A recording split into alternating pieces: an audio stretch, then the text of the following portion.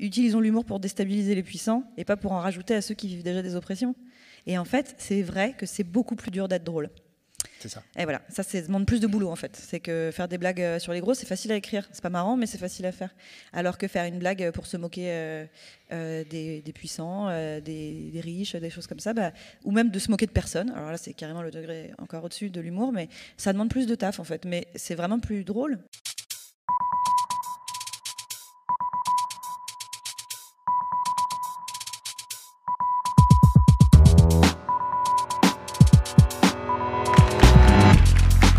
Ce festival, mot pour mot, commence avec une autrice, que nous sommes très heureux d'accueillir ici, qui est Pénélope Bagieux.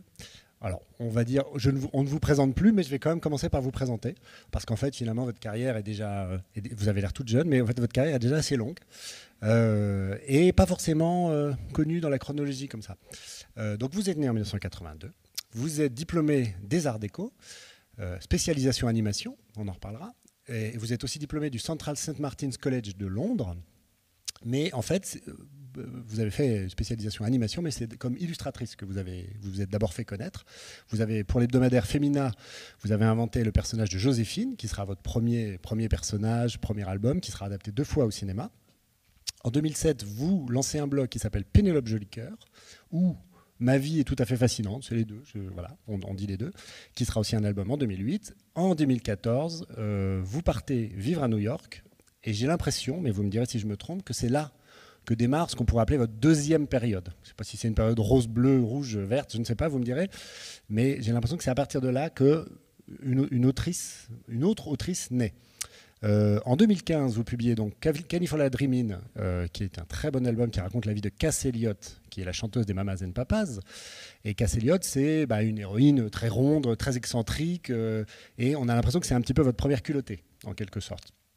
En 2016, vous publiez donc l'album Culotté, dont celui-là, pour le coup, je ne le présente pas. Vous décrochez pour cet album, pour ces 2 albums, le prix Eisner, qui est un prix assez peu connu en France, mais qui est un petit peu l'Oscar de la BD, on peut dire. Faut savoir que Tardy et Moebius l'ont eu, mais il n'y a pas énormément de Français qui l'ont eu. Culotté, donc, c'est un best-seller qui est traduit en 17 langues, qui donne une série animée sur France 5. Et là, vous entrez dans la cour de celles qui, à la fois, ont un extraordinaire succès critique et un extraordinaire succès commercial. Et vous n'êtes pas si nombreux dans ce cercle très fermé. En 2020, l'année dernière, vous publiez Sacrée sorcière, qui est l'adaptation, évidemment, du roman de Roald Dahl. Et là encore, c'est un gros succès à la fois commercial et critique. Et ce n'est un secret pour personne, je crois, vous êtes finaliste, on peut dire, hein, c'est comme The Voice, il y a des finalistes. Vous êtes sur la liste des 3 finalistes du Grand Prix d'Angoulême, donc le prix le plus important de la bande dessinée francophone 2021. Et nous saurons le 23 juin, Pénélope, si vous êtes ou pas l'heureuse élue. Je voulais savoir, pour commencer, quelle est votre impression d'être sur cette liste? Qu'est-ce que ça fait d'être sur cette liste?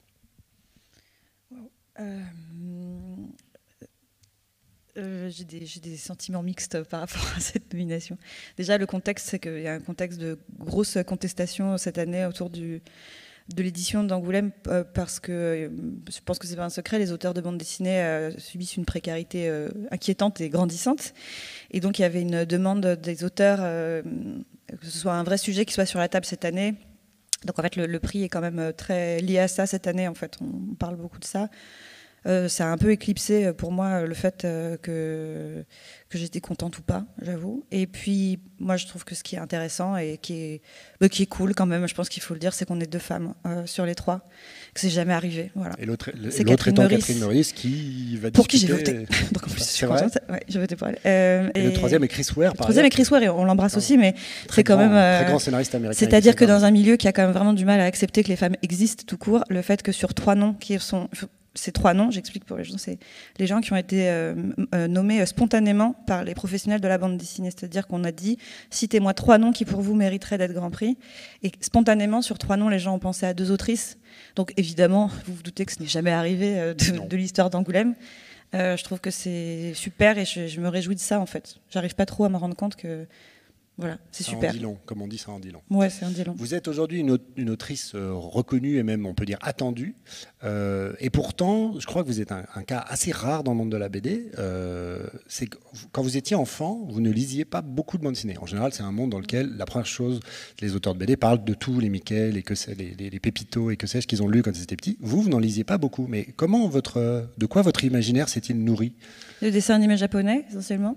Quand j'étais plus jeune, après l'école, il y avait sur une chaîne qui n'existe plus, qui s'appelait La 5, il y avait une émission qui s'appelait Youpi, l'école est finie, dans laquelle il y avait plein de dessins animés dont les personnages principaux étaient des filles. Ce qui n'arrivait pas dans la bande dessinée. C'est quoi? C'est Princesse Sarah? C'est Princesse Sarah, bon, beaucoup. Jeanne et Serge, bien sûr, Cynthia, le rythme de la vie. Arrêtez-moi. Beaucoup de dessins animés liés au sport, d'ailleurs, ce qui est curieux. Mais bref, et je trouvais ça merveilleux parce que je me disais, donc en fait, les filles font des trucs. Et je ne pense pas que ce soit que pour ça, mais ça fait partie des raisons pour lesquelles la bande dessinée m'intéressait peu, sauf quand je la trouvais très marrante. C'était soit très très drôle, j'adorais Gottlieb et j'adorais Astérix, mais pour des histoires qui me faisaient vibrer, rien ne valait une petite orpheline qui se faisait maltraiter par une méchante directrice d'école. Donc je me disais, ok, ça c'est vraiment les histoires qui me font vibrer le plus. Donc j'ai surtout grandi avec ça, beaucoup de Disney, beaucoup de Tex Avery. Mais en gros, surtout beaucoup de dessins animés, d'où le fait que, hyper naturellement, après, je me suis dit, moi, le métier que je vais faire, c'est des dessins animés. C'est ça, vous vous êtes pas dit, je vais faire de la BD. Mais pas du tout. Et vous dessiniez pas beaucoup de bandes dessinées? Alors en fait, je dessinais des bandes dessinées tout le temps, c'est ça qui est quand même intéressant. Vous faisiez quand même de la BD, voilà. mais sans le... Mais voilà. Ça s'appelait pas de la BD, c'était des histoires que j'inventais, où c'était des personnages en dessin qui parlaient avec des bulles, mais jamais je m'étais dit que c'était de la bande dessinée. Voilà. C'est intéressant. Oui. C'est intéressant. Je faisais des spin-offs des dessins animés, je précise. Vraiment, je faisais des BD de Jeanne et Serge et tout, c'était vraiment... Et vous avez eu votre période où vous dessiniez un petit peu mangaoïde, on pourrait dire, parce que vous avez été nourri. De fait, oui, je pense que c'est peut-être inconscient, mais c'est quand même ça que je dessinais le plus. Quoique non, je dessinais vraiment surtout du sous Disney quand même. Mais dans des petits trucs, oui, je pense que je dessine encore des trucs comme dans ces dessins animés-là. Je pense qu'en vrai, si je dois dessiner... je sais pas, j'ai encore envie de dire un orphelinat à Londres, mais voilà, c'est quand même des trucs qui sont un peu gravés. Ce qu'on a vu entre ses 5 et ses 10 ans, après, c'est un peu pour la vie. On dessinera toujours un peu comme ça. Ce qui est intéressant, c'est qu'en plus, c'est pas les productions les plus classes de ce qu'on... Enfin, c'est pas Miyazaki, vous voyez ce que je veux dire. Miyazaki, vous l'avez découvert après, probablement. Ah oui, non, l'animation est hyper cheap, vraiment. Moi, j'ai acheté l'intégrale de Princesse Sarah et je l'ai regardée. D'un point de vue animation, c'est pas dingue. Non, c'est pas dingo. C'est pas dingo. On réutilise beaucoup, souvent les mêmes plans et ça bouge pas beaucoup. Enfin, non, mais bon, c'est si bien écrit. Qu'est-ce que vous voulez que je vous le dise? Et surtout, c'est un univers donc, dans lequel vous arriviez, vous, petite fille, à vous reconnaître. Ce qui n'était pas, évidemment, c'est plus difficile avec Lucky Luke ou avec... Avec Lucky Luke, c'est plus difficile, ouais. C'est vrai que les femmes avaient un vrai rôle. C'est-à-dire, c'est quand même des dessins animés qui passaient le test de Bechdel déjà à l'époque, ce qui n'était pas du tout le cas dans la BD. Mais encore une fois, pour autant, j'aimais beaucoup, vraiment, mes dingos dossiers, mes rubriques à braque, je les ai usés jusqu'à la corde. Donc, j'aimais bien la BD pour rire. D'accord. On s'attendrait, vu votre notoriété actuelle, vu votre succès, etc., à ce que vous ayez été, quand vous êtes rentré aux Arts Déco, est-ce que vous étiez un petit peu la petite star de la promotion? Je crois que ce n'était pas tout à fait le cas. Et non, c'était l'inverse. Ça ne s'est pas très bien passé, je crois. Est-ce que vous pouvez nous raconter? Alors, ça ne s'est pas mal passé parce que j'ai adoré mes années aux Arts Déco, vraiment. Ça dure combien d'années d'abord? C'est combien? 2 ans? Alors maintenant, c'est 5, mais à mon époque, c'était 4. Ouais. Maline. Et j'ai adoré mes années là-bas, j'ai appris tellement de trucs. C'est vraiment une école qui est pluridisciplinaire et qui laisse les gens faire de tout. Donc j'ai fait de la céramique, du bois, du costume, de la peinture. Enfin, c'était génial parce que je savais pas vraiment ce que je voulais faire. Mais c'est plutôt non que je rencontrais pas beaucoup de succès dans mes productions, quoi. C'est-à-dire que j'avais toujours des notes un peu moyennes. Que j'ai eu la pire note de ma promo à mon diplôme, tout ça. La pire note au diplôme. Ouais. C'était quoi? C'était un film d'animation? C'était un film d'animation qui était pas mal, franchement. Qui s'appelle Fini de rire, c'est ça? Ouais, beaucoup était marrant, quoi. Dont le personnage précédent est un homme, d'ailleurs. Ouais, mais c'était tellement moi. Mais ce qui est marrant, d'ailleurs, c'est que je m'étais dit, bon, je vais parler de moi, mais je peux pas faire une comédie qui soit racontée par une femme, sinon ce sera pas drôle, donc je vais faire un mec. Voilà, c'est quand même c'est 2000, on est en quelle année? 2005, 2007. Hein, ouais. Mais bon, c'était moi, clairement. Et donc, ça a eu une très mauvaise note. Et un membre de mon jury, après ma session de jury, m'a recommandé de changer de voix. Il m'a dit, vraiment, c'est pas possible, là, Pénélope, il faut faire autre chose dans la vie, quand même. Voilà. Qu'est-ce que vous avez l'impression qu'il vous manquait pour leur plaire? Parce qu'on pourrait dire, oh, j'étais trop rebelle, j'étais trop différente, j'étais trop tout ça, mais peut-être que c'était pas forcément ça. Je sais toujours pas pourquoi ça marchait pas. J'aimerais bien dire que c'était parce que en fait j'étais un électron libre et tout, mais pas du tout. En plus, moi j'étais vraiment la bonne fille qui essayait d'être dans les clous, donc je sais pas, ça devait être pas bien, je sais pas. Mais peu importe, parce que c'était pas la première fois et c'était pas du tout la dernière fois non plus qu'on me disait que ce que je faisais était nul. Et en fait, on prend le pli à la 10e fois. Hein. Donc moi, ça m'a aussi pas mal servi, mine de rien, à l'école, le fait que ça marche pas. C'est que ça m'a permis de me demander si c'était si grave que ça marche pas. Et en fait, non. C'est-à-dire, ça m'empêchait pas du tout d'avoir envie de continuer à le faire. Donc c'est un très bon apprentissage de se dire... Vous n'imprimiez pas les critiques négatives en disant... Vous n'arriviez pas à intégrer le fait qu'en fait, c'est vrai que vous étiez nul. Vous disiez... Qu'est-ce que vous disiez? Vous disiez, ils ont tort, ils comprennent rien? Non, pas du tout. Non, je me disais, ok, c'est peut-être, ouais, c'est vrai.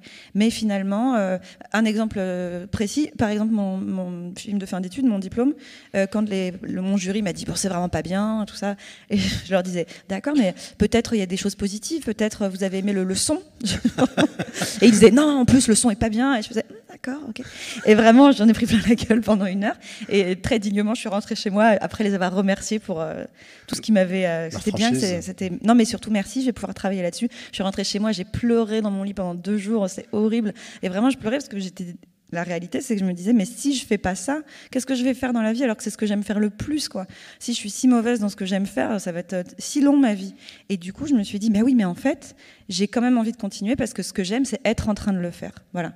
En fait, j'ai adoré passer 1 an à faire ce film. Je me suis éclatée à le faire. Et à la fin, on m'a dit que c'était de la merde. Bon, mais c'est pas grave, j'ai passé 1 an génial. Donc en fait, à choisir, je préfère passer tout le temps, mon temps à faire des trucs que j'aime. Et tant pis si à la fin, ça marche pas. Et ça, c'est le truc le plus précieux pour ma vie entière, parce que c'est toujours le cas aujourd'hui. Oui. Écouter son désir, comme disent les psys. Les journées sont longues si on fait pas ce qu'on aime. Et en revanche, une journée passée à faire un truc qu'on adore, ça passe très vite. Donc moi, c'est plutôt ça ma reco. Est-ce qu'à votre connaissance, vous dites que vous ne comprenez pas du tout, mais est-ce que ça dit quelque chose des écoles d'art à la française quand même? Parce que peut-être que d'autres artistes que vous avez croisés vous ont dit ah non mais moi c'était exactement pareil parce que est-ce qu'il y aurait une manière un peu française de je sais pas non vraiment c'est l'incompréhension totale. Non vraiment c'est peut-être vous étiez alors pas après encore j'avais choisi aussi de faire un film marrant dans une école qui n'est pas tellement marrante. C'est-à-dire qu'on valorise plutôt les films artistiques. Et bon, alors, je nie pas qu'il y avait un manque d'aboutissement technique dans mon film aussi. C'est que je ne savais pas animer, enfin, c'était un peu bricolé. Mais c'est pas le fond du problème, je pense. C'est surtout que j'avais eu envie de faire un truc rigolo et un peu... léger. Ouais, c'était sur le fait de ne pas réussir à créer, donc il y avait quand même pas mal de réflexion et d'autodérision, mais c'était pas le style de la maison.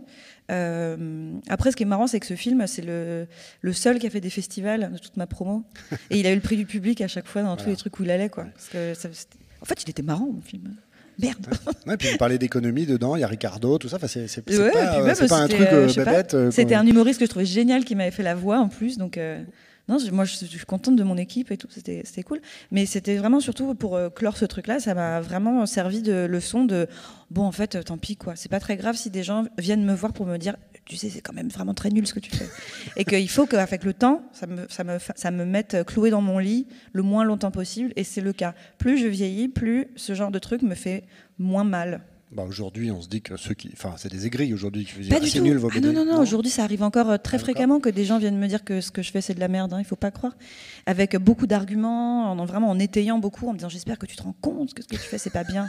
Ça arrive mais vous vous rendez pas compte. Et à quel point. Et maintenant ça me fait la même chose qu'à l'époque, mais au lieu que ça me le fasse 2 jours, ça me le fait 10 minutes. Et je me dis. Et après je dis bon bah d'accord, bah tant pis, voilà. Et puis je continue. Donc. Non, c'est bien. Privilège de l'âge, hein, c'est formidable. Je l'ai dit brièvement tout à l'heure, votre première période, hein, vous me dites si c'est n'importe quoi. J'adore cette histoire d'avoir des périodes. Bon, peut-être, voilà, c'est un truc, c'est les chronologies. Donc vous travaillez pour Femina, donc qui est un hebdo très féminin, avec ce que ça a de positif et ce qu'il y a d'un peu cucul la praline aussi, les féminins. Vous avez ce blog qui s'appelle Pénélope Jolicoeur. Il s'appelle Ma vie est tout à fait fascinante. Oui, Ma vie est tout à fait fascinante, mais l'adresse c'est quand même Pénélope Jolicoeur. Voilà. Alors, c'était quoi Pénélope Jolicoeur? C'était un pseudo?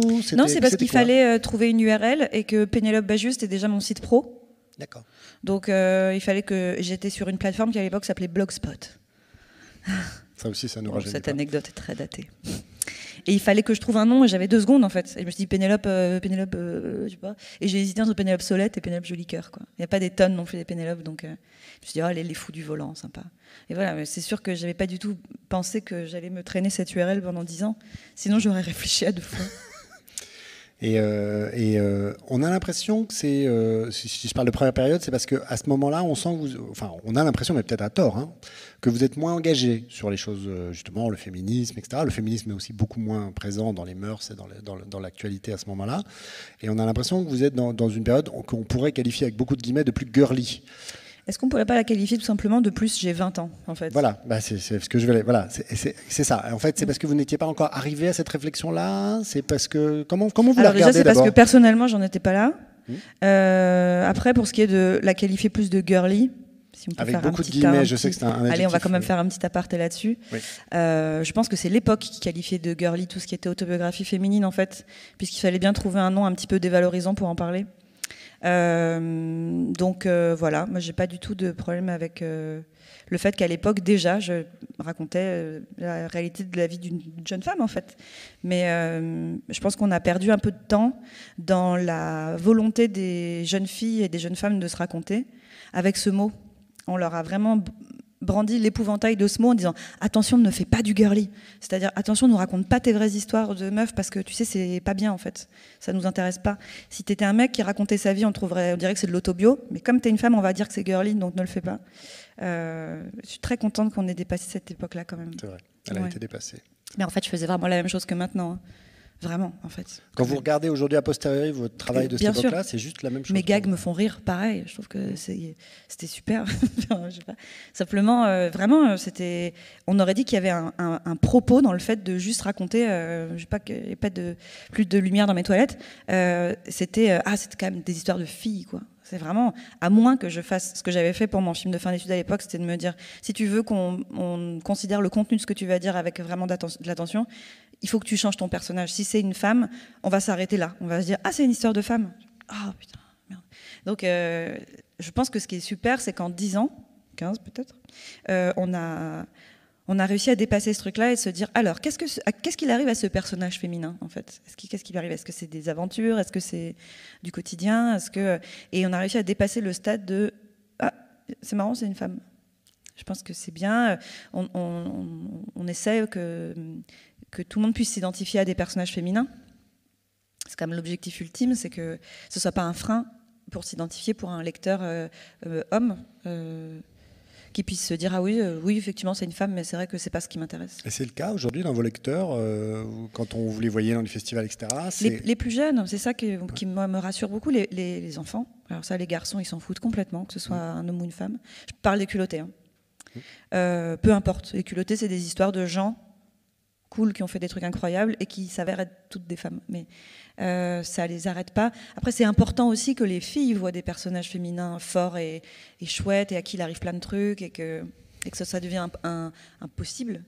Mais je pense que la génération des plus jeunes garçons, mais pas parce qu'ils sont plus intelligents, alors, ils le sont sûrement, et puis bon, ils n'ont sûrement pas été élevés de la même manière que les garçons de la mienne, de génération, mais c'est aussi parce que ce qu'on leur propose comme personnage féminin, comme regard, comme façon de raconter les histoires, leur permet aussi de se projeter dans des personnages féminins qui font envie, parce que on parle des dessins animés, des BD et tout ça, mais quand la perspective maximum des personnages féminins qu'on nous a proposé, la galaxie des personnages féminins était la peste ou la princesse, ou c'est rigolo parce qu'elle a peur de tout, donc elle n'arrête pas de hurler, et c'est un peu la concon de l'équipe, c'est normal que personne n'ait envie d'être une femme, en fait.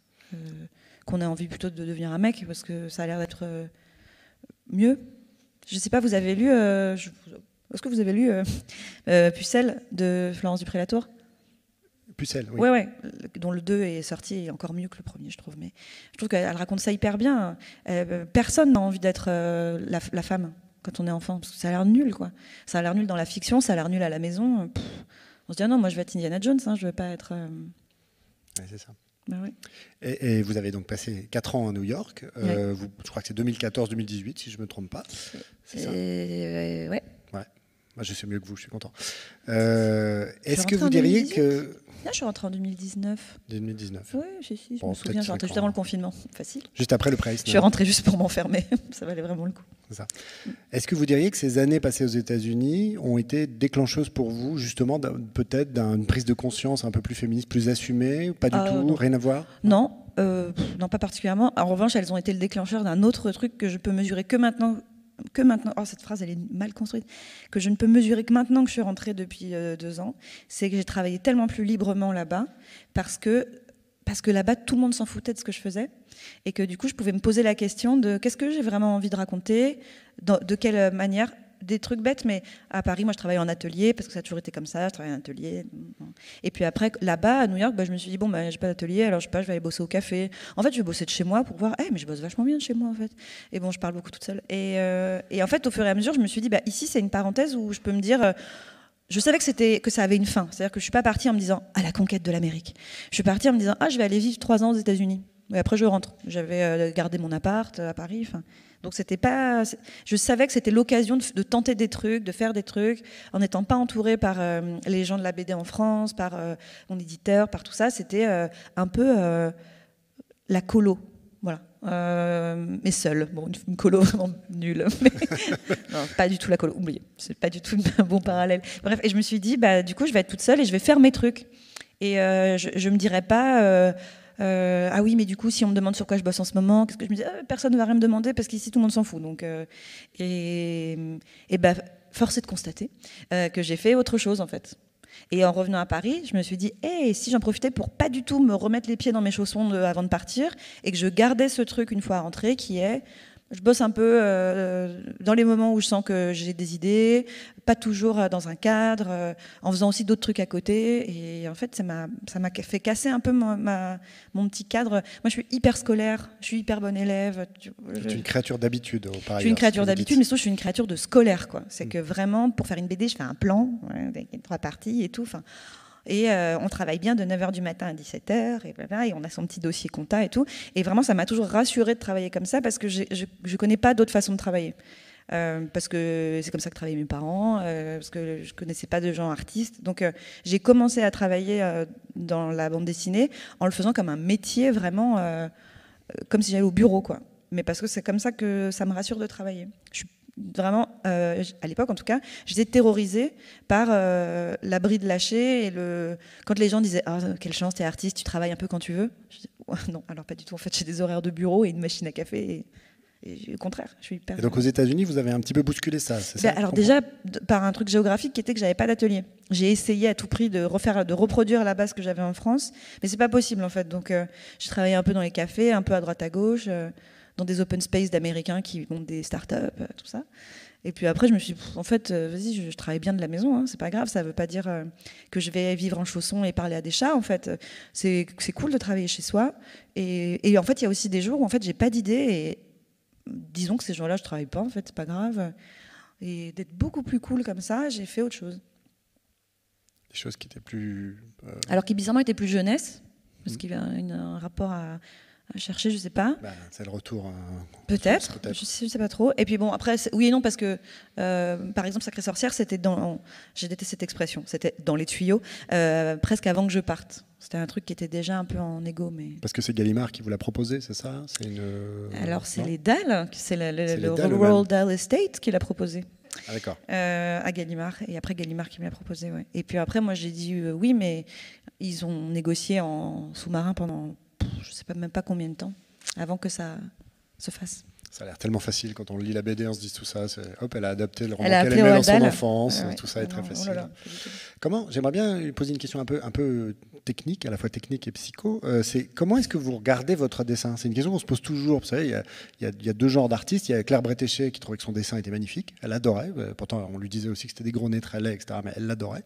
Et puis, il y a l'autre côté, l'autre bout, il y avait Franquin. Tout le monde disait il est merveilleux. Et lui, il détestait son dessin. Il ne voyait que ce qui n'allait pas. Il voyait que les erreurs. C'était épouvantable.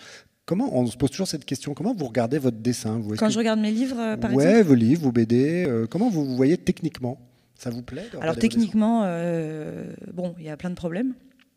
Il y a plein de choses que je ne sais pas dessiner, et donc j'ai des astuces pour le masquer. Soit je fuis ces choses-là, soit j'essaye de les cacher derrière un buisson.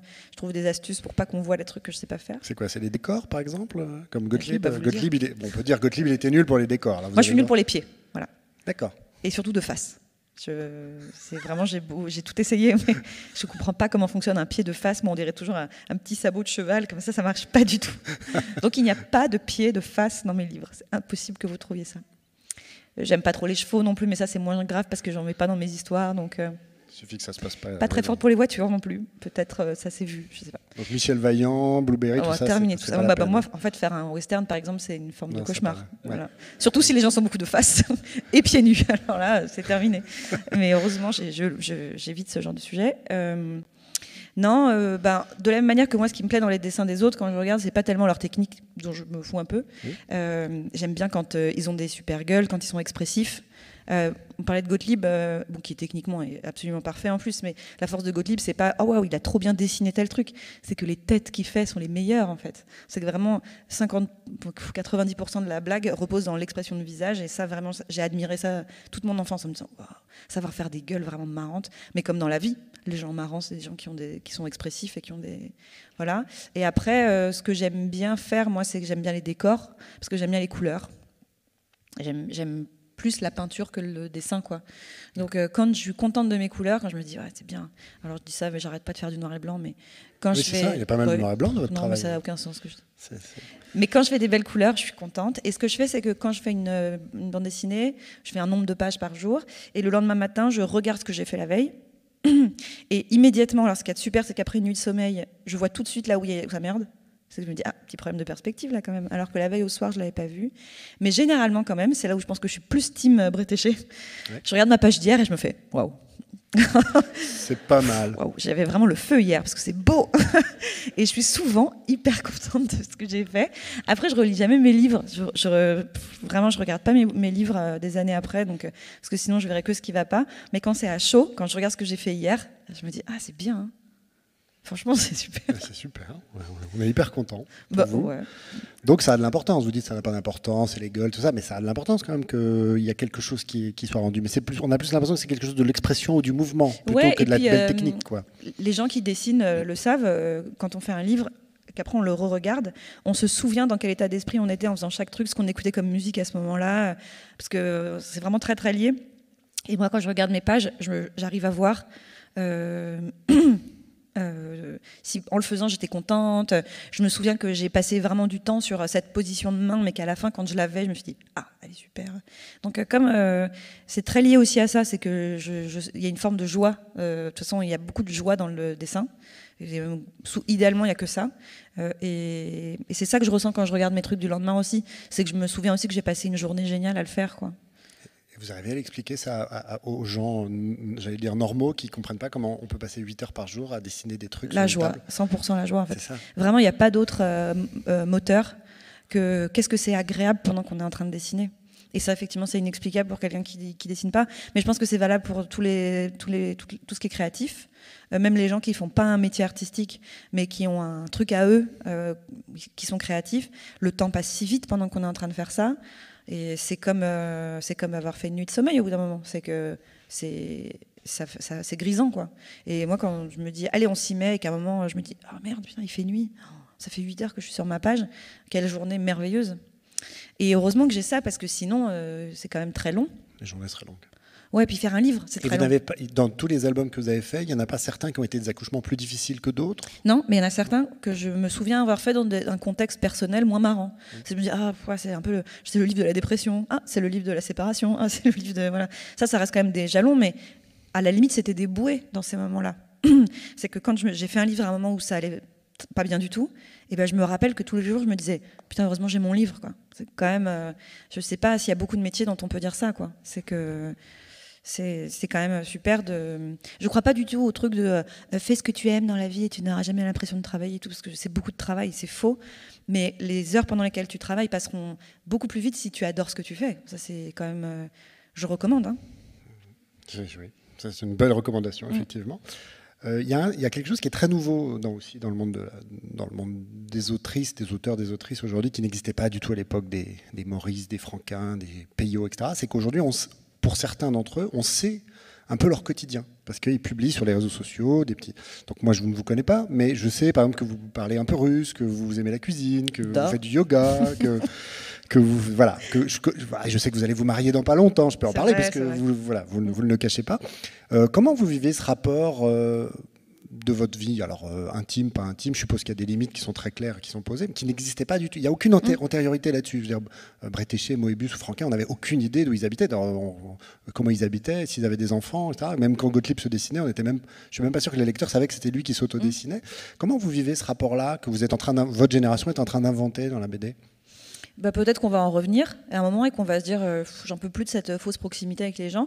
Mais moi je trouve surtout que ça a changé notre rapport au lecteur. C'est que j'imagine qu'à l'époque où c'était où justement les lecteurs ne savaient pas du tout qui étaient les auteurs, ils les voyaient une fois par an à Angoulême pour aller signer leur truc. Il y avait un truc de rockstar qui devait être hyper agréable pour les auteurs en fait, de se dire je distille des toutes petites choses quand j'ai envie d'être visible, je peux créer une espèce de mythe autour de moi.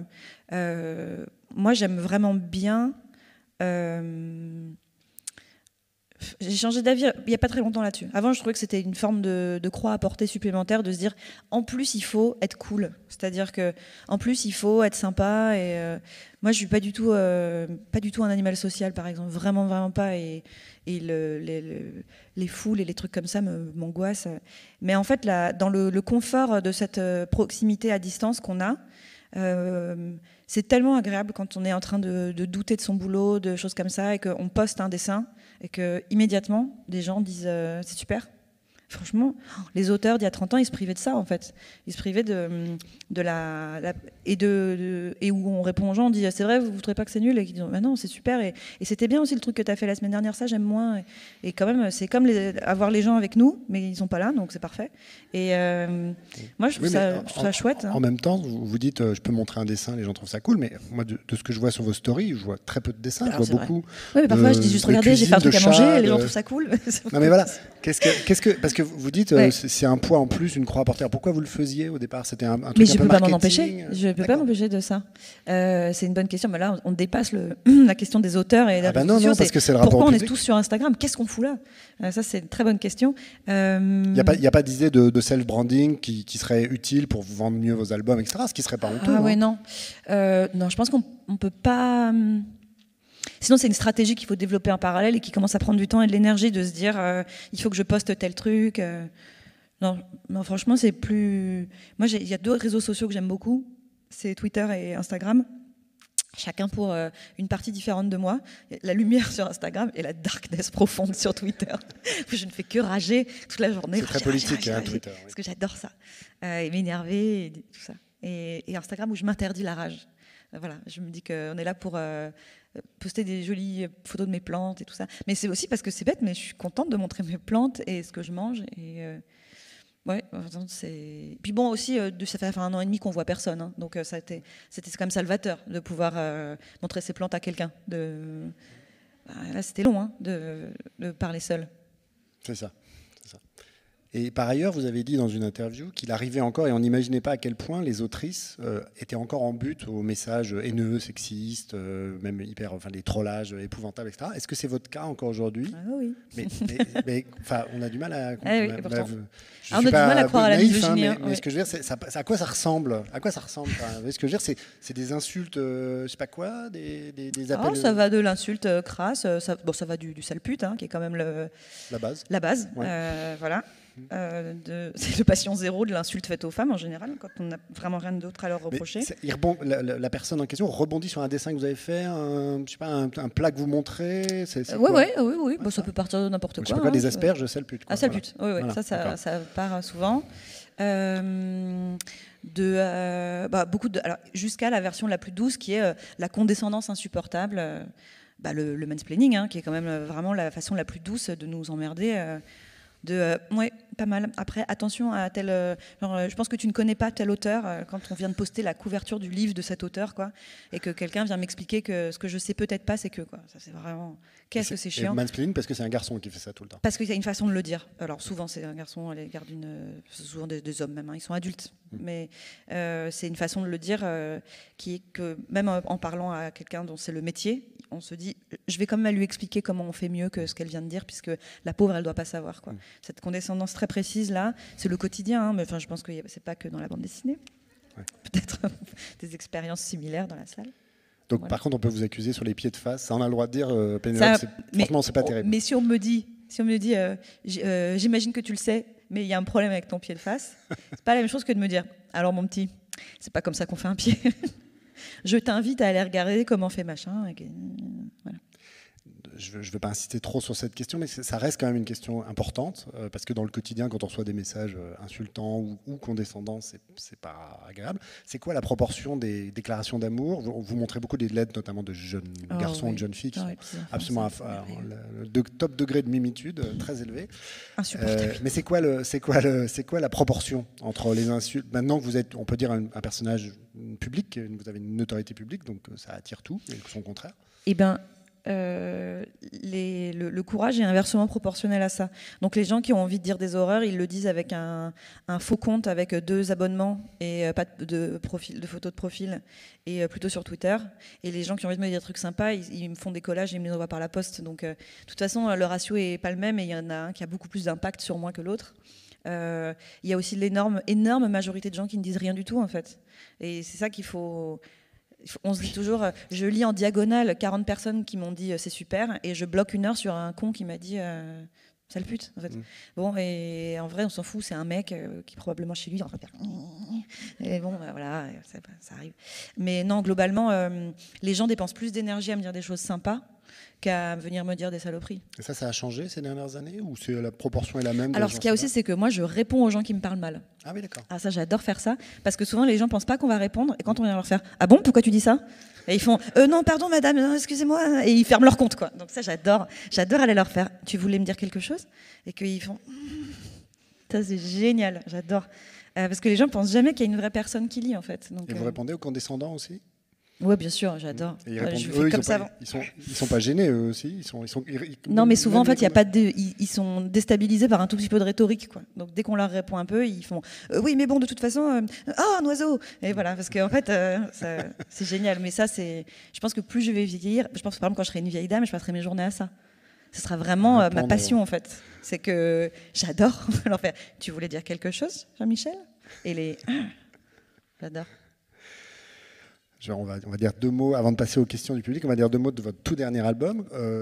C'est intéressant que ce soit Sacrée Sorcière, alors parce que vous aimez Roald Dahl, etc., mais aussi parce que la sorcière, c'est une figure féministe ces dernières années. Est-ce que vous pensez qu'il y a un lien de cause à effet entre le fait que ce soit à vous qu'on ait proposé Sacrée Sorcière après? Ah, mais on ne m'a pas proposé Sacrée Sorcière. On m'a proposé... D'ailleurs, c'était plutôt Mathilda la proposition de départ. C'est moi qui ai dit « Ah non, Sacrée Sorcière !» parce que c'est le meilleur Roald Dahl. Mais c'était pas la proposition. Et eux étaient un peu, tiens, ah oui, hein, Sacrée Sorcière, pourquoi pas. Parce que eux, c'est les Dahl, c'est ça? Oui, c'était un Roald Dahl au choix. Et je sais pas, ça leur paraissait à tout le monde, trouvait ça évident que ce serait Mathilda. Alors que non. Bien sûr que non. À votre avis, pourquoi ce serait évident que ce serait Mathilda? Parce que c'est une petite fille qui s'émancipe par la connaissance et la lecture, et que c'est génial, Mathilda. J'adore ce roman, il est super. Mais à mon avis, en BD, ça serait pas ouf. Alors que Sacrée Sorcière, c'est tellement c'est fait pour être une BD, quoi. Entre les sorcières déjà qui sont tellement visuelles, il y a que de l'action, il y a quand même bon spoiler, mais des souris qui mènent l'action à partir de la moitié de l'histoire.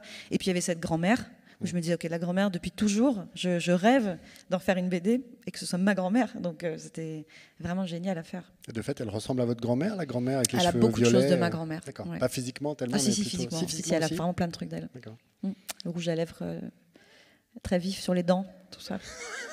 Les imprimés animaux. Ouais, les imprimés animaux, oui. Ah ouais. Et les cigares, non, ça c'est chez Roald Dahl. Ouais. Ça, en fait, le personnage est déjà très cool dans le roman.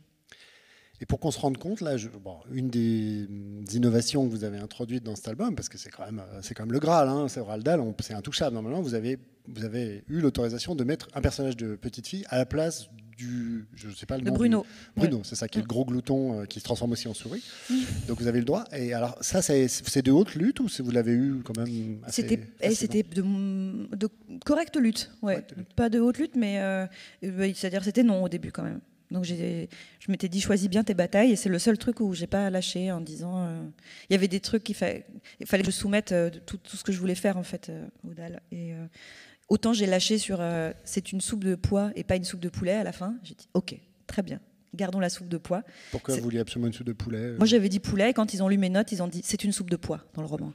Je dis ok, ouais, très bien. Mais du coup, le truc où j'ai dit alors ça vraiment j'insiste beaucoup, c'était cette fille. Déjà parce que je voulais pas qu'il y ait ce personnage de Bruno que j'aime pas. Oui, qui est un personnage pas Qui, très ça vraiment c'est daté hein, l'humour grossophobe. Bon, on est un peu passé à autre chose. Et puis même il apportait rien en comédie, ça m'intéressait pas. Et puis il y avait pas de fille. Alors voilà, j'en ai rajouté une et je voulais qu'elle soit vraiment super, quoi, que ce soit un super personnage de fille, qui soit cool, qui soit intelligent, qui soit marrant, qui soit courageux, qu'on ait envie de s'identifier à elle, qu'elle soit super. Et donc non, au début, je voulais pas, et puis après, je crois que j'ai plus ou moins dit, sinon je ne ferai pas le livre. Je rebondis sur ce que vous disiez sur justement la grossophobie, qui effectivement, sur certains livres, des fois, parfois, sont un peu où il n'y a pas que la grossophobie. Sur Roald Dahl, il y a aussi les noirs, etc. Dans certains albums, Charlie la chocolaterie, tout ça, il y a des choses qui ont pris un petit coup de vieux. On entend beaucoup qu'aujourd'hui, on ne peut plus rire de rien, qu'on peut pas, s'il n'y a plus les femmes, s'il n'y a plus les noirs, s'il n'y a plus les gros, s'il n'y a plus demain, il y aura plus ceci, il y aura plus cela. Qu'est-ce que vous répondez à ces gens, aux gens comme ça? Parce que c'est vrai que d'une certaine manière, plus le spectre est ouvert, c'est-à-dire plus les têtes de Turcs sont ouvertes, c'est-à-dire les puissants, les faibles, les puissants, les gros, les maigres, les femmes, les hommes, plus on a de possibilité de rire, en théorie. Et oui, mais justement, rions des puissants. Faisons ça plutôt. Utilisons l'humour pour déstabiliser les puissants et pas pour en rajouter à ceux qui vivent déjà des oppressions. Et en fait, c'est vrai que c'est beaucoup plus dur d'être drôle. C'est ça. Et voilà, ça demande plus de boulot en fait. C'est que faire des blagues sur les gros, c'est facile à écrire. C'est pas marrant, mais c'est facile à faire. Alors que faire une blague pour se moquer des puissants, des riches, des choses comme ça, ou même de se moquer de personne. Alors là, c'est carrément le degré encore au-dessus de l'humour, mais ça demande plus de taf en fait. Mais c'est vraiment plus drôle. Et si on se dit mais oui, mais ça va, ça les fait rire, demandez-vous pourquoi ça les fait rire. Est-ce que vraiment, enfin, pour avoir ri des blagues misogynes pendant plus de la moitié de ma vie, hein. Alors, oui, mais moi je fais partie des gens qui acceptent d'en rire. Pourquoi? C'est dommage en fait, c'est de rire de toi-même comme ça tout le temps. Rions des mecs plutôt. C'est bien aussi, hein. Donc, Et ça, par exemple, quand vous avez commencé à travailler avec Joséphine, donc vraiment là, vous étiez toutes les semaines à rendre une planche, etc. Ça, c'est des questions déjà que vous aviez en tête? Non, ou parce que justement, parce que je ne sais pas si vous avez vu le spectacle d'Anna Gatsby là-dessus, mais hyper intéressant, sur le fait que quand on est une femme qui fait de la comédie, on est très tenté de faire de l'autodérision tout le temps, parce que déjà, ça fait rire tout le monde, et puis c'est facile à faire, et puis c'est très fédérateur, en fait. Ça fait rire tout le monde quand on dit « Oh là là, qu'est-ce que je suis moche, oh là là, qu'est-ce que je suis con » et tout. Mais en fait, il faut arrêter de faire ça. Et je pense que moi, j'étais à fond dans l'humour, dans l'autodérision pure en permanence, parce que ça marche facilement, et que voilà. Et Joséphine, même si c'était pas moi, c'était une façon de se moquer de moi aussi, et qu'en fait petit à petit, mais moi-même je le ressens au fur et à mesure des Joséphine déjà, comme tout, quand je regarde mes livres, je me vois vieillir dans l'écriture et me dire il doit y avoir la possibilité d'amener de la comédie et d'être drôle sans toujours t'en foutre plein la gueule à toi-même. Ça m'empêche pas d'avoir toujours de l'autodérision, mais le fait qu'elle soit systématique en se disant bon je sais que si je suis méchante avec moi, les gens vont rire. En fait, c'est assez toxique à long terme. Il faut essayer de trouver autre chose, je pense. Qu'est-ce que vous avez pensé des adaptations cinématographiques de Joséphine? Alors, qu'est-ce que j'en ai pensé? La première, parce que c'est pas fait par les mêmes personnes. En plus, il y a une histoire pas possible en off. C'est vraiment c'est Dallas, hein, les adaptations de ces deux films. J'ai trouvé ça super. J'ai trouvé ça. Moi, je devais les voir avant pour valider les montages et tout. Ah oui, d'accord. Vous aviez un droit moral. En fait, c'était pour savoir à comment moi je voulais être mentionnée dans le générique. C'est ça le droit qu'on a en France. C'est que je regarde le film et si j'avais trouvé que c'était vraiment un nanar infâme, j'avais le droit de dire enlevez mon nom de ce truc, s'il vous plaît. Et si vous n'auriez pas eu le droit de dire il sort pas, vous le refaites. Non, ça, non. Vous avez juste le droit de dire adapter. Non, j'ai le droit de dire je veux pas être lié à ça, s'il vous plaît. L'étape intermédiaire, c'est de dire est-ce que vous pouvez dire que c'est librement adapté d'eux, parce que ça veut dire que je me mouille mais pas complètement, et si je trouve ça bien, je dis allez-y banco, vous pouvez dire d'après Pénélope Bagieux. Ce qu'on a fait, donc c'est quand même que j'ai aimé. Pour les deux films, pour les c'est deux. d'après. Alors le deuxième, je l'avais pas vu en amont, mais j'étais de toute façon assez sereine parce que c'est Marie-Lou Berry qui le faisait, que c'était son premier film, qu'elle avait joué dans le premier, que je me disais, si elle a été dans le premier, qu'elle s'est dit j'ai envie d'adapter le deuxième, c'est quand même qu'elle a aimé l'idée. Après, c'est forcément fou de voir ça, parce qu'on se souvient les avoir pensés, ces personnages, les avoir dessinés. Et là, on voit un vrai chat qui s'appelle Brad Pitt. Enfin, je sais pas, c'est quand même irréel. Ça fait quoi? Alors, ça fait quoi? C'est une autre œuvre ou c'est complètement une autre œuvre. C'est complètement autre chose, c'est pas votre bébé. J'ai pas du tout. C'est comme j'ai pas voulu m'impliquer dans l'écriture, du coup, c'était pas le mien. Mais j'ai vraiment aimé ce qui en a été fait. Et puis, quelle expérience beaucoup plus loin que tout ce qu'on peut imaginer, de voir un film en live avec des personnages qu'on a inventés, c'est quand même fou. Et là, en ce moment, ils sont en train de faire le tournage de la page blanche. Mais oui, j'ai vu ça. Donc avec un scénario de Boulet et vous au dessin, c'est ça? Oui, c'est ça. C'est un album de 2012. Avec Sarah Giraudot. Avec Sarah Giraudot. Quand même génial, quoi. Et c'est fou. Et on va... Je vais avoir un petit caméo dedans. C'est un dessin animé? Non, c'est un film, non, un vrai film avec des acteurs. C'est un film et je vais y avoir un petit moment Stanley dedans et tout. Un petit moment quoi? Un petit moment Stanley. Enfin, Hitchcock, si vous préférez. Vous allez apparaître. Mais je vais faire une petite apparition. C'est génial. Non, mais c'est quand même des. Mais comment vous savez que vous ne serez pas déçu à la fin de ce film? Parce que vous dites c'est génial, mais peut-être qu'à la fin le film ne sera pas terrible ou etc. Eh ben, au pire, ça sera pas ma faute. Ça sera donc si on voit librement adapté de Pénélope Bagieux. Maintenant, vous savez que s'il y a marqué très, très librement adapté de l'œuvre de Pénélope Bagieux, c'est que j'ai trouvé ça pourri. Mais c'est comme les films d'Almodovar. Quand il y a écrit film de Almodovar, c'est qu'il n'est pas content. Quand c'est le film de Pedro Almodovar, c'est qu'il est content, paraît-il. C'est le contraire, je ne sais plus. C'est intéressant. Voilà. Ok. Non, mais je suis sûre que c'est super. Bon.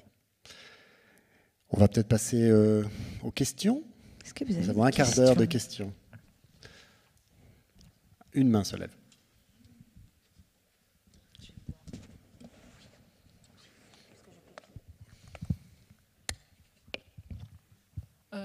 Bonjour, alors moi c'est Lou, déjà merci d'être venu ici. J'ai une petite question. Comment? Bonjour tout le monde. Alors j'ai une question. Moi c'est comment vous choisissez vos personnages féminins dans Culotté? Est-ce que vous tapez femme badass sur Google ou un truc comme ça? Si seulement, j'aurais gagné tellement de temps. Non, il y avait une bonne partie qui étaient des femmes dont j'avais envie de parler depuis longtemps, que j'aimais depuis toujours, et je dirais que c'était un bon 2/3. Et au début, je me disais, j'ai envie de faire une biographie. Après avoir fait California Dreaming, je me suis dit, j'ai envie de faire une biographie d'une autre femme que j'aime, laquelle? Et j'arrivais pas à choisir. J'avais très envie d'en faire une sur Katia Kraft, qui est vraiment mon idole. Après, je me suis dit, mais un livre sur Peggy Guggenheim, ce serait vraiment génial aussi. Et bref, je m'en sortais pas. Et donc, j'ai commencé à plutôt les lister. Et quand j'ai vu que j'en avais plutôt 15-20 que 2, c'est là que je me suis dit, en fait, ce que je vais faire, c'est que je vais raccourcir et je vais faire des histoires courtes en choisissant un nombre bien arrêté, 30 par exemple.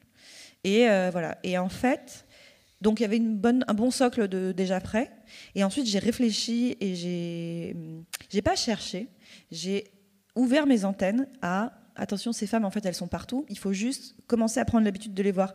Comme si tu changeais l'éclairage et qu'en fait, tu disais mais attends, en fait, dans la biographie de machin, dont on se fout, sa sœur, elle a l'air dingue en fait. Et petit à petit, en fait, c'est comme ça que tu dis mais il y en a partout, mais juste il faut les regarder différemment pour se dire elle mériterait carrément un portrait en fait. Et après ça devient un tic, un toc, une habitude quoi, automatique. C'est que dès que tu entends, je sais pas, un article sur typiquement Betty Davis. C'est parce que j'ai su qu'il y avait un spectacle qui est en train de se monter sur cette femme qui en fait avait été la femme de Miles Davis et à qui il devait tout. Donc immédiatement dans ce moment-là tu fais et petit à petit en fait c'est comme ça et au bout d'un moment tu en as en fait 80. Je me dis merde j'avais dit 30, alors tu raccourcis ta liste et puis tu essaies de t'en tenir à 30, mais en fait il y avait de quoi en faire 10 000. Donc, ce qui est intéressant avec les culottés, c'est que par ailleurs vous avez à ma connaissance inventé un genre qui n'existait pas en bande dessinée, qui est la biographie, cette suite de biographies comme ça, ces suites de biographies. J'ai cherché si ça avait existé avant culotté, j'ai pas vraiment trouvé. Sauf si on fait les belles histoires de l'oncle Paul qui racontent des événements historiques comme ça, mais autrement il n'y a pas tellement d'équivalent. Ce qui est intéressant, c'est que le format il était imposé par le fait que c'était prépublié, en fait que c'était en ligne, c'était publié dans Le Monde, sur le site du Monde, qu'on salue. C'était qu'il fallait que ce soit court, que ce soit avec peu de couleurs, que ça puisse dérouler comme ça en scrollant. Donc cette contrainte d'un épisode tous les lundis a fait le format en fait. Mais il y en avait certaines pour lesquelles c'était hyper frustrant parce que je me disais oh là là, je suis obligée de couper dans son histoire, c'est dingue, j'aurais pu en faire 40 pages et Mais bon, c'était la contrainte, quoi. Une autre question. Oui, bonjour. Bonjour. Je me lève. Ouais. Comme vous parlez de la joie de dessiner, d'être heureux dans son travail, je trouve très chouette. Surtout, moi, je suis venue avec ma fille. Mais je vois ça. Voilà, très contente de vous entendre. Mais justement, sur les côtés économiques, comment on est serein ou pas de gagner sa vie aussi dans la joie de travailler, mais avec quand même une considération économique. Ouais. À quel moment on arrive à se dire c'est bon, là je suis tranquille, ou est-ce que c'est un stress quand on est dans la BD? Moi je connais pas du tout cet univers-là. C'est un vrai stress dans la BD, hein, ça, les chiffres sont là pour le rappeler. Moi je fais partie des très rares auteurs et autrices de bande dessinée qui en vivent. On n'est vraiment pas nombreux du tout. C'est un métier hyper mal payé. Alors on pourrait se dire oui, mais bon, vous vivez de votre passion et tout, mais en fait on se rend pas compte du temps que ça prend. C'est un métier qu'on peut pas faire en même temps qu'un autre métier. On peut pas faire de la BD le soir en revenant du bureau, en fait. Il faut dessiner 180 pages, en fait. Donc ça va prendre, si on fait que ça, ça prend 2 ans, et si on fait autre chose en même temps, ça en prend 10, donc on peut pas en vivre. Donc c'est hyper compliqué. Moi à la base je faisais de l'illustration, je bossais dans la pub, et les BD c'était la partie cool de mon boulot, jusqu'à ce qu'à un moment ça soit suffisant pour que je puisse arrêter la partie pas cool de mon boulot et faire que des livres. Mais c'est arrivé vraiment après des années. C'était pas parce que je me disais je veux pas que ce soit dans la BD que je fasse des compromis et que je perde la joie. Je préfère prendre des boulots d'illustration qui m'emmerdent, en gros, mais qu'au moins quand je fasse de la BD, ce soit que génial. Quitte à pas avoir le temps d'en faire beaucoup, mais parce que sinon je devenais dingue en fait. Et du coup, je faisais des trucs que j'aimais vraiment pas à côté en dessin. Et là, il y avait zéro joie. C'était quoi, c'est quoi, par exemple, les trucs les pires pour vous des marques. Alors, il y a eu ça, assez rapidement, j'ai pu ne plus le faire, mais quand c'était contre mes propres, je vais pas dire mes idéaux, parce que c'est un grand mot, mais quand je bossais pour des trucs où vraiment je me sentais pas cool de faire des trucs, je sais pas, pour des trucs de régime, des conneries comme ça, je me disais j'aime pas faire ça, j'aime pas, ou avec des grosses blagues bien miso, des trucs comme ça, et après il fallait que je bouffe, donc mais je me disais j'ai hâte de pouvoir tous les guides ouais, ou ça à la limite c'était, tout le monde était un peu là-dedans dans cette époque, mais il y avait des moments où vraiment on me demandait d'écrire des blagues pourries, hyper misogynes, et je me rendais compte que en fait, non seulement j'étais pas fière, mais du coup je détestais ce que j'étais en train de dessiner, et du coup je dessinais mal, plus ou moins consciemment, quoi, en me disant putain j'en ai marre. Et surtout je trouvais ça trop triste parce que j'adore dessiner, donc je me disais c'est quelle tristesse de mettre ça au service d'un truc que je déteste, quoi. Après je bossais pas pour Thales non plus, c'était pas des armes, hein, mais c'était des trucs où je me disais pas cool, mais justement du coup au moins je me disais mais après quand j'aurai fini tout ça, peut-être qu'il sera 22h, mais je vais pouvoir avancer ma BD, et là il y aura personne qui va me dire quoi faire, et ce sera ça mon moment à moi, quoi. Et c'est là où je vais redessiner comme quand j'étais petite. Et après, mon immense chance, et j'en ai complètement conscience, c'est que maintenant, c'est ça qui me fait vivre. Mais c'est pour ça que je pense que se dire je vais faire ce qui me fait le plus plaisir, j'en sais rien de la BD par exemple, mais même j'en sais rien de la musique, un truc comme ça, mais je vais essayer déjà de le formater pour essayer que commercialement ça fonctionne. Je pense que c'est pas un très bon calcul, parce que du coup on va le faire sans envie de le faire, on risque de faire un truc moyen. Et comme disait Tove Jansson, que j'aime beaucoup, rien de ce que j'ai fait sans plaisir n'a apporté de joie aux autres autour de moi non plus. C'est-à-dire que du coup, on fait des trucs moins bien en plus. On se fait chier en le faisant et les gens disent pas ouf. Donc c'est super quand on peut faire de l'alimentaire heureux. Je trouve que c'est... voilà.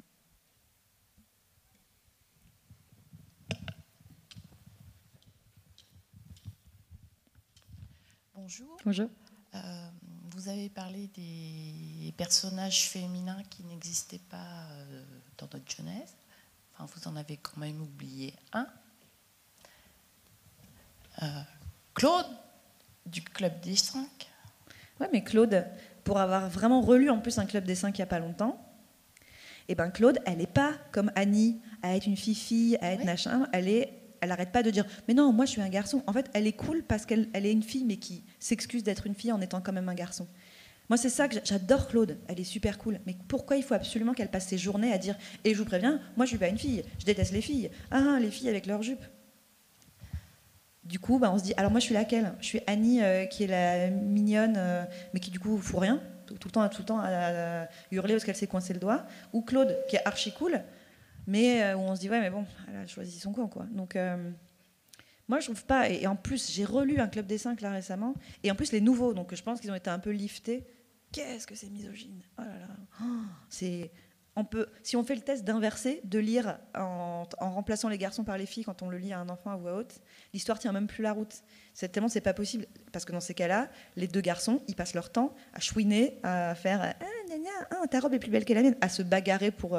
évidemment, les filles se battent pour des mecs tout le temps, parce que quoi d'autre que faire de sa vie à part se battre pour des mecs.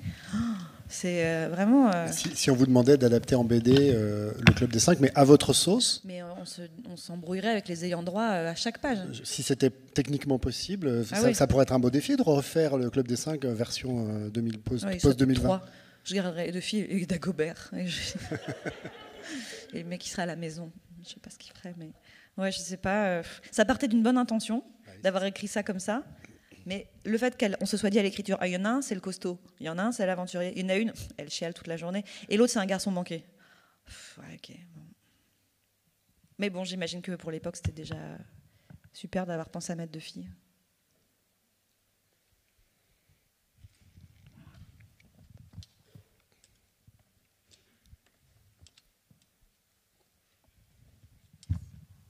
Bonjour. Bonjour. Est-ce que vous compteriez en faire un 3e de culotté? Parce qu'il y a eu beaucoup de succès. Donc Ouais, ben non. Pas du tout envie. Un bon travail sans joie, pour le coup, si je faisais un 3e. Non, j'avais prévu qu'il y en aurait 30, c'est bien. C'était bien 30. Vraiment, ça me déprimerait de devoir en refaire un maintenant. En plus, il y a plein de super biographies qui sont sorties en BD, là. De femmes super cool. Donc vous avez un peu ouvert la voie. Vous avez le sentiment d'avoir ouvert la voie, mais il y a de quoi lire, quoi. Je pense. Et je crois que c'est la dernière question. Oh, la pression. L'intérêt est vraiment très intéressante. Moi, ma question, ce serait qu'est-ce qui a éveillé votre conscience féministe? Le quotidien et la réalité de me dire qu'il y avait un dénominateur commun à tous ces trucs chiants qui m'arrivaient tout le temps. Et me dire, tiens, encore un truc qui se passe de manière plus compliquée pour moi que pour mes collègues masculins.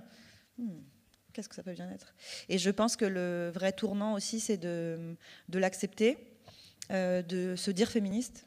Pour moi, c'est un mot qui est très important, parce qu'on voit qu'il continue encore. Il suffit, juste en étant posé ce mot, à rendre le débat complètement fou, et que ça suffit à se faire insulter. Déjà, je pense que c'est un indice intéressant. C'est toujours, je ne sais plus comment elle s'appelle cette règle, mais le féminisme est justifié par le fait qu'à chaque fois, les commentaires qu'appelle ce mot prouvent qu'on a encore besoin de féminisme, en fait. C'est vraiment ça. Et le dire, et ne pas se dire, oui, moi je suis pour l'égalité, machin, mais se dire, non, je suis féministe, en fait. Ça ne veut pas dire la même chose. Moi, ça a été un vrai déclic, je dirais. C'est juste de me dire, c'est pas grave. Ça ne veut pas dire que je déteste les hommes. Et je veux tous les tuer. Pas du tout. D'ailleurs, il y en a certains que j'aime vraiment beaucoup. C'est ça. Voilà. Merci Pénélope. Merci beaucoup. Quel beau mot de la fin. Merci.